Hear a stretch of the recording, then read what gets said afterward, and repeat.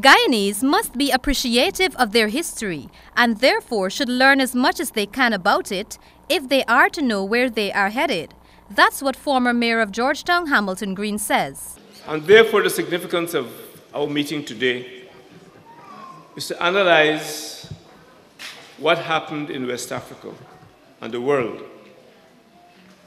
We've got to put Ghana in the context of the world as it was then.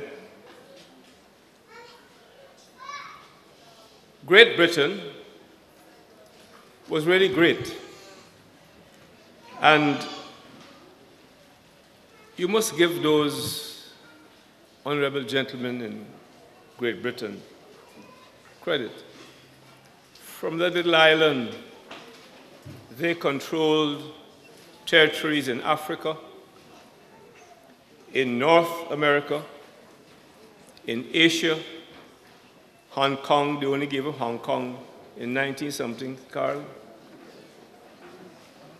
The Caribbean and elsewhere. The former Georgetown mayor addressing the gathering at Congress Place on Sunday during Ghana Day celebrations. He referred to the negative effects of the slave trade, specifically the exploitation of natural resources. Our ancestors came from west coast of Africa, where Ghana is situated.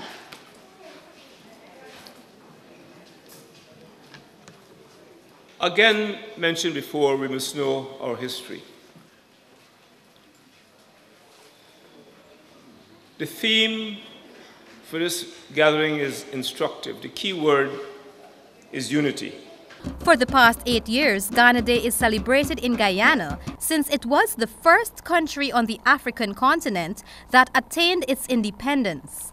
Nightly News spoke with some of the attendees at Congress Place about their views on the celebrations this year and what it means for Guyana. What does today mean for the Afro-Guyanese, and how do you feel about the program so far? Today is a day that we celebrate every year. And people, I know that they know all about the history. And what we do not know, we can come here and hear about the history, about Ghana Day and even Guyana. We should have gotten more people coming out, but we don't have it. We don't have love, we don't have unity. We lost our history, we lost our culture. We lost everything that the Creator gave us.